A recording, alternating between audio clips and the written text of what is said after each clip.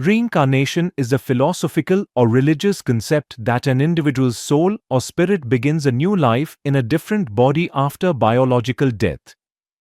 This idea suggests that life does not end with death, but rather continues in a cyclical process of birth, death, and rebirth. It is closely associated with major Eastern religions like Hinduism, Buddhism, Jainism, and Sikhism, but also appears in various forms in other cultures and spiritual traditions around the world. In Hindu belief, reincarnation is governed by karma, the law of moral cause and effect, where the actions of a person in one life determine their fate in future lives. Similarly, in Buddhism, the cycle of rebirth, samsara, is considered a source of suffering, and liberation, nirvana, is the ultimate goal. Reincarnation offers answers to questions about life's inequalities and the nature of the soul. While it has been traditionally accepted in many spiritual teachings, modern interpretations sometimes explore it through psychological and scientific lenses, such as past life regression and near-death experiences. Whether seen as a literal process or symbolic journey, reincarnation remains a profound and enduring belief about the continuity and transformation of human consciousness. What if this life isn't our only one? Reincarnation asks us to imagine that our soul, or consciousness, survives death and is reborn in a new body. This idea is ancient, suggesting life is a cycle, birth, death, and rebirth, driven by karma. Karma isn't just fate, it's the law of cause and effect. Our actions shape our future experiences.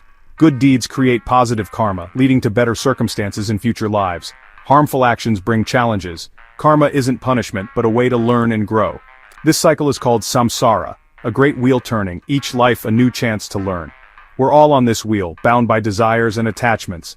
Our circumstances, wealth, health, relationships, are shaped by past actions. The ultimate goal isn't endless rebirth, but liberation to step off the wheel.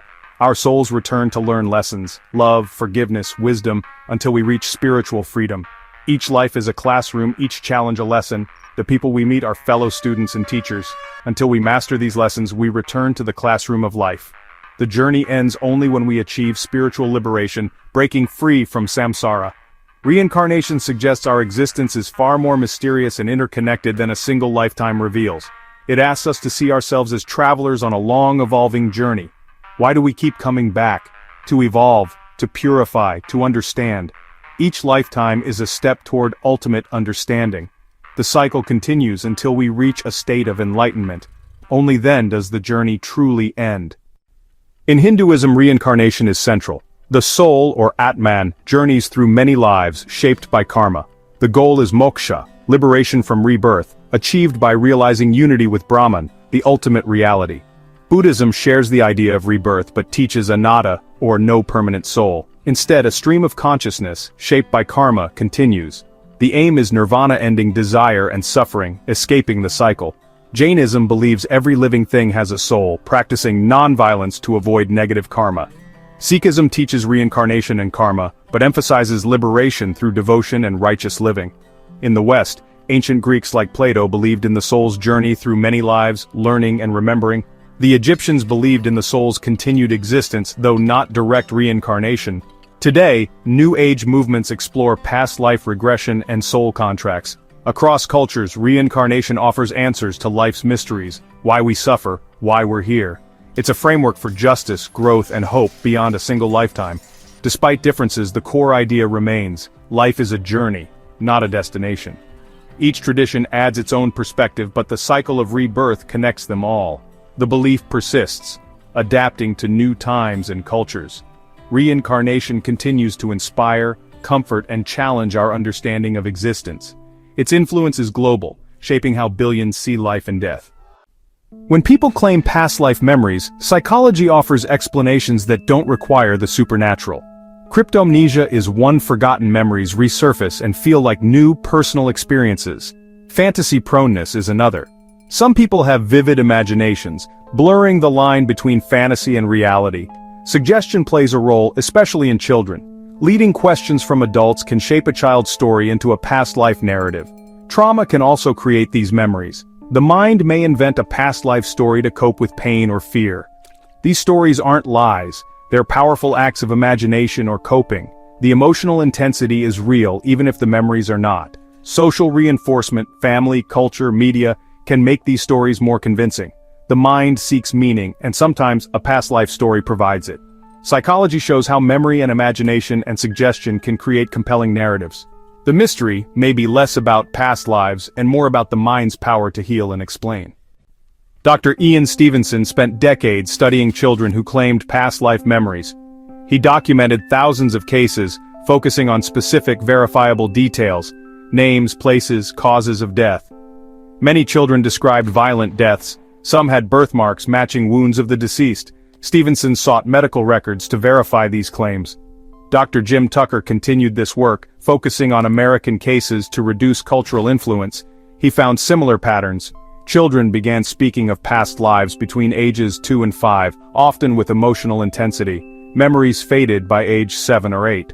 Some children had phobias related to their claimed deaths. These cases challenge our understanding of memory and consciousness. The research is rigorous but controversial. Stevenson and Tucker argue that some cases defy easy explanation. Their work keeps the debate alive, inviting further investigation. Despite intriguing cases, most scientists remain skeptical of reincarnation. The main issue: reincarnation is unfalsifiable. There's no way to test or measure a soul. Science demands evidence, not faith. Critics point to flaws in research: memory contamination, suggestion, and confirmation bias. Most cases come from cultures where reincarnation is widely believed, raising questions about cultural influence. Western cases are rare, supporting the idea that belief shapes the narrative. Psychological factors: imagination, forgotten memories, social reinforcement can explain these stories. The emotional power of these narratives is real but not proof of past lives. For skeptics, the answer lies in the mind, not the metaphysical. The debate continues, grounded in science and psychology. Some cases stand out for their detail and impact. James Leininger, a young American boy, had nightmares of a plane crash. He named the pilot, the plane, and the aircraft carrier, all later verified as real 1-2 details.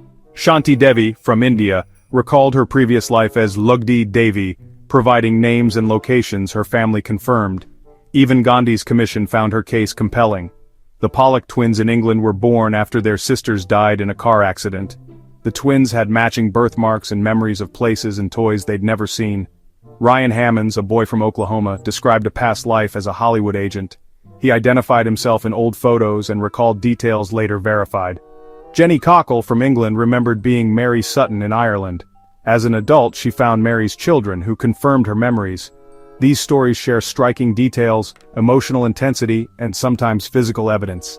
In each case, families investigated and found surprising matches. The memories often faded as the children grew older.